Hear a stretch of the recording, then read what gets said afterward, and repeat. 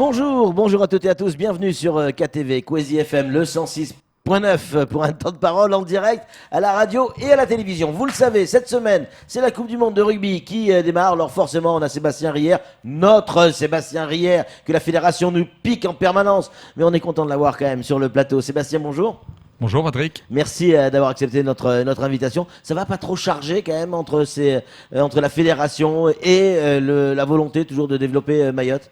Un peu chargé, oui, parce qu'il y a ça, mais il y a aussi l'océan Indien. Et oui. Il y a eu les Jeux des îles, il y a les confrontations avec Madagascar, la Réunion Maurice qui se déroulent tous les ans. Donc effectivement, c'est un peu chargé. Comment tu fais? Parce que entre la fédération, les Outre-mer, il faut y aller, parce qu'il ne faut pas que développer que Mayotte. Développer Mayotte. La famille, comment tu fais pour tout gérer? On essaye de multiplier les heures. Ouais, c'est ça. Voilà, on dort dans l'avion. Ouais. On a appris à bien dormir dans l'avion, vite. Ouais. Surtout, dormir vite. Voilà. Ça y est, c'est parti. Cette semaine, c'est le lancement de la Coupe du Monde 2019. On l'attend. On est impatient, mais on est un peu inquiet aussi. Comment tu vois cette équipe de France évoluer dès samedi, notamment face à l'Argentine? Qu'est-ce qui se dit dans les couloirs de la fédération? Ce qui se dit, c'est qu'en tout cas, les joueurs sont prêts. Ouais. Physiquement, ils sont prêts, très très prêts.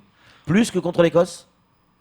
Plus que contre l'Écosse, le deuxième match, bien sûr, puisque le premier, on l'a gagné largement. Ouais. Le deuxième match, effectivement, c'était une revue. Avec beaucoup d'absents en face. Hein. Voilà, c'était une revue d'effectifs. Il y avait un mélange des joueurs, peut-être des consignes. Alors ça, je suppute un peu, mais peut-être des consignes différentes pour voir un style de jeu. Voilà, donc c'est difficile de se faire une idée là-dessus, mais on sait très bien que ce match contre l'Argentine est quasiment un huitième de finale. Ouais. Si on perd ce match, il restera que l'Angleterre. Bon, les États-Unis, ça, logiquement, on va les battre. Il restera l'Angleterre.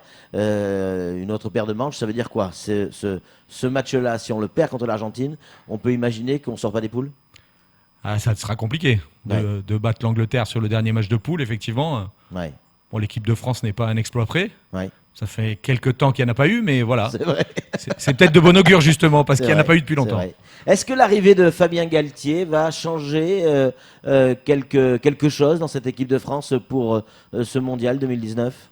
Je ne sais pas si ça va changer quelque chose. C'est un petit électrochoc, effectivement, pour les joueurs, pour tout le monde. On se dit que voilà, on essaye de redonner du dynamisme avec lui, mais d'autres, il y en a plusieurs qui sont arrivés déjà. Le préparateur physique, voilà, il y a des gens nouveaux. Voilà, c'est de la nouveauté. Après, je suis pas assez technicien pour donner mon avis là-dessus. Vous allez aller au Japon le 9, si je dis pas de bêtises, pour voir cette équipe de France évoluer, bien évidemment. Est-ce que déjà, dans les échos que vous avez pu avoir, il y a déjà la cohésion de groupe? On sait que dans le rugby, comme dans notre sport, mais là on parle rugby, la cohésion d'un groupe est aussi importante qu'une préparation physique ou autre chose. C'est l'aspect psychologique des joueurs, l'envie de jouer ensemble. Voilà, je pense que ça y est, effectivement. On a vu le petit discours certains l'ont vu à la fin du match contre l'Italie. Ouais. Voilà, où les anciens ont pris la parole pour expliquer que voilà, ils étaient 35 puis ils allaient passer à 31, que la cohésion du groupe devait être là. Je pense qu'elle est là. Ils sont entraînés fort, très très fort. Ouais.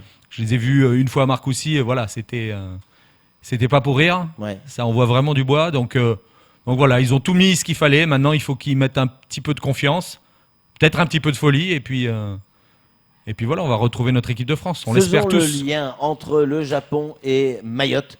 Évidemment, à Mayotte, les passionnés de rugby, et Dieu sait qu'il y en a, vont regarder ça entre amis, dans les bars, à la maison, devant un verre d'eau, évidemment. Bien sûr. Surtout que c'est à 10h du matin. Oui, bon, je vois pas où est le problème. Honnêtement, je vois pas où est le problème. Pour certains, en tout cas. Charlie, si tu nous écoutes.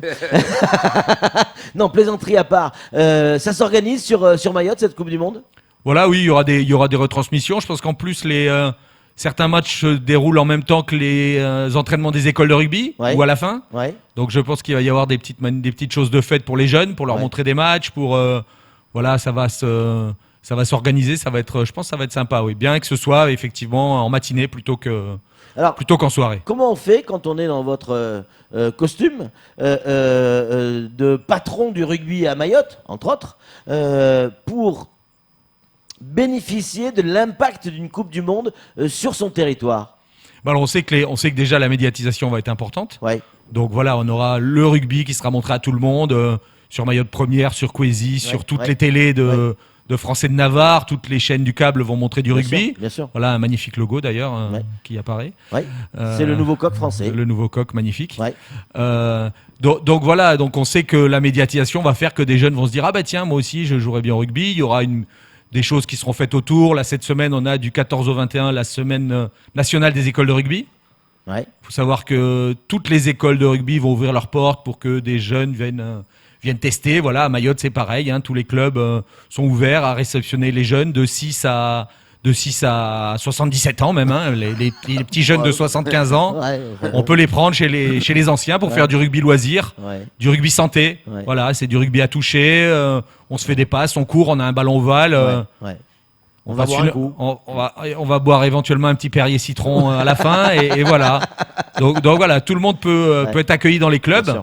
On essaye de faire le maximum pour ça et on espère que cette Coupe du Monde va nous amener ça. Oui. Vous parlez de la jeunesse mahoraise. On a des jeunes, on a un garçon, on a une fille. Un garçon qui est à l'époque on disait à La Rochelle, maintenant il est à Angoulême et qui est titulaire, si l'on en croit effectivement les dernières informations qu'on a pu avoir. Titulaire, il a à peine 18 ans.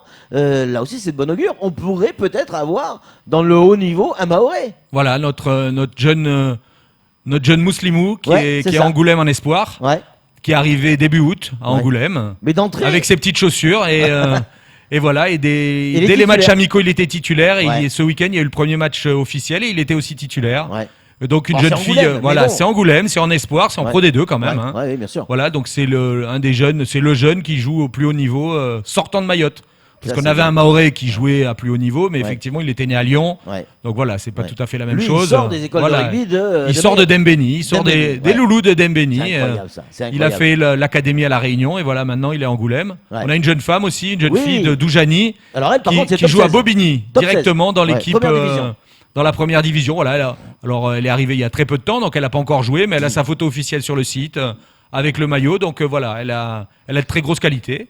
Puis on a nos jeunes qui sont à l'Académie de La Réunion, l'Académie Outre-mer. Il y en a 5, je crois. On en a 5, voilà, 4 garçons, une fille. Et donc voilà, on a ouvert aussi une section sportive au lycée de Mamoudzou Nord. Donc voilà, là on a 15 jeunes qui sont là pour créer l'élite locale, l'élite régionale, et on espère que ça veut dire que les promesses qui ont été faites sur ce plateau par Bernard Laporte, par un certain nombre d'encadrements au niveau national, par vous-même également, sont semble-t-il respectées. On voit le rugby mahorais au plus haut niveau en métropole. Voilà, on nous a promis, c'est presque moi qui l'ai promis, mais bon, on nous a promis des financements, on les a eus. On a cette année, à partir de janvier, on aura un conseiller technique de club qui va être financé à 100% par la Fédération française de rugby. Qu'est-ce que ça va changer parce qu'on l'avait avant ? On avait un conseiller technique, mais là, on va avoir en fait ce conseiller technique plus un agent de développement local. Donc, on aura 2 personnes. On a eu un moment 2 personnes, puis une, puis 2, puis une. Là, on aura vraiment 2 personnes pérennisées pour aller directement au cœur des clubs, au cœur des villages. Et on sait que dans les écoles, par exemple, ça joue au rugby de plus en plus. Je vois beaucoup de terrains là en ce moment où les élèves vont jouer, c'est du rugby. Donc, je trouve ça assez intéressant. Mais c'est quoi l'objectif ? C'est la détection ? L'objectif, c'est d'augmenter la masse pour que la détection soit meilleure. Parce que plus on a une base large, plus on peut détecter les meilleurs. Et effectivement, si on en a 20, on en sort 12, mais bon, on sort presque par défaut.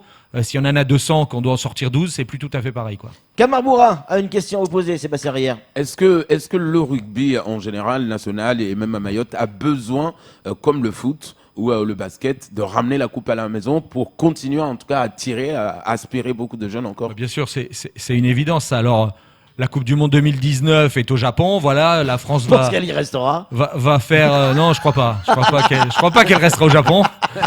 Sans faire injure à l'équipe japonaise, je pense que ce sera compliqué pour eux. Mais on a surtout eu des très très beaux matchs face à l'Afrique du Sud la dernière Coupe du Monde. Oui, voilà. Ils ont fait des exploits aussi. Et donc on attend 2023 surtout. 2023, la Coupe du Monde en France. Voilà, c'est là où les choses vont. C'est là où on doit être champion du monde. C'est là où on doit être champion du monde et où les choses vont bouger. Le prévisionnel, c'est 60 millions d'euros de bénéfices au bénéfice du rugby amateur.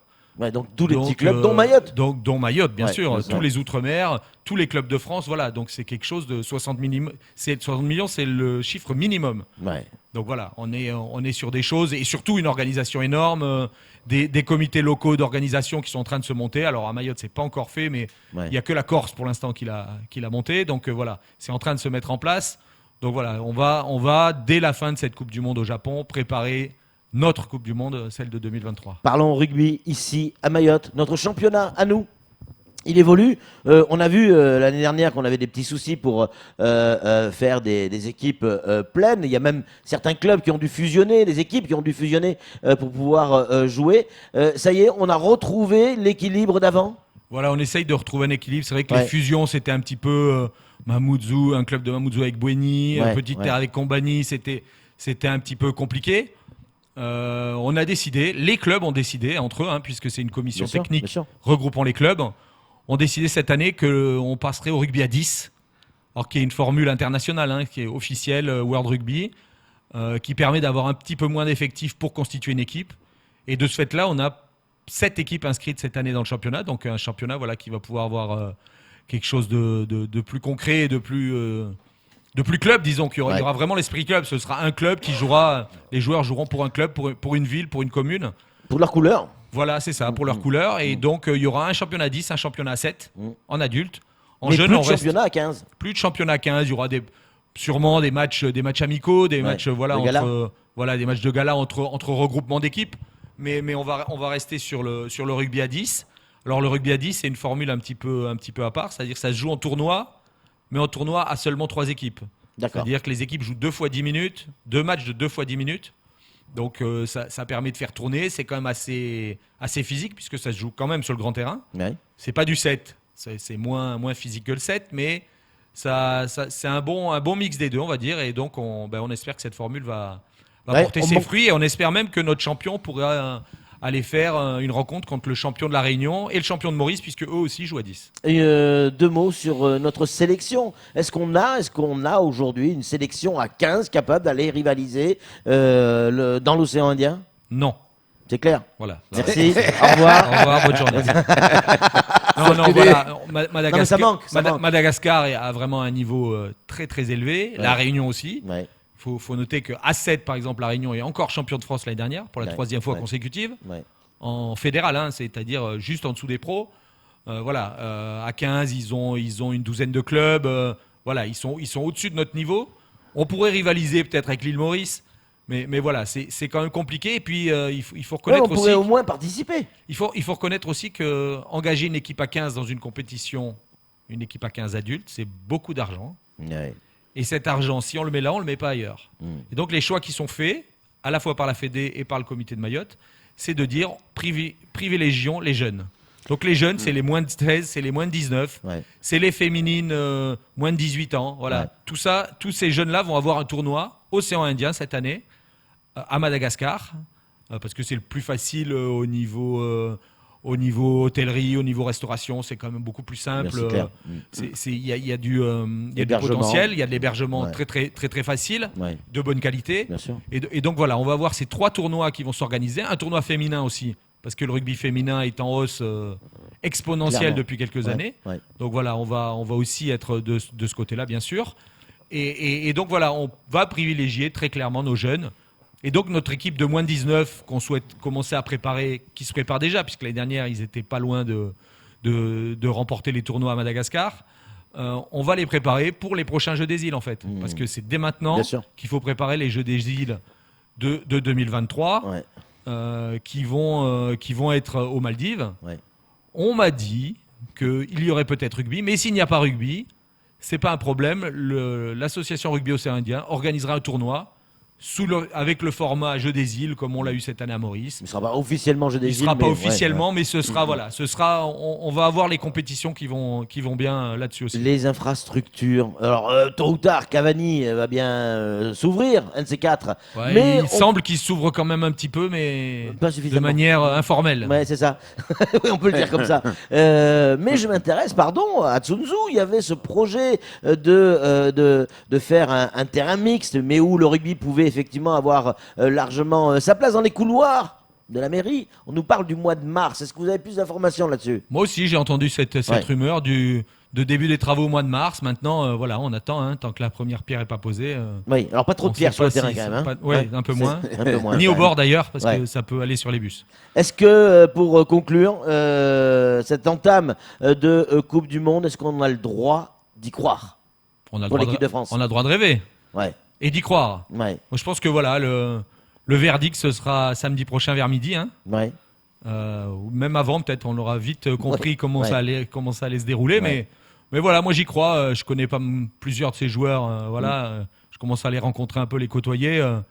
Je sais qu'ils sont à fond. Ouais. Voilà, après. Mais est-ce que le fameux à fond sera suffisant? Si ça passe pas, ils ont tous le potentiel pour largement battre l'Argentine, ouais. qui est derrière nous au ranking mondial. Ouais.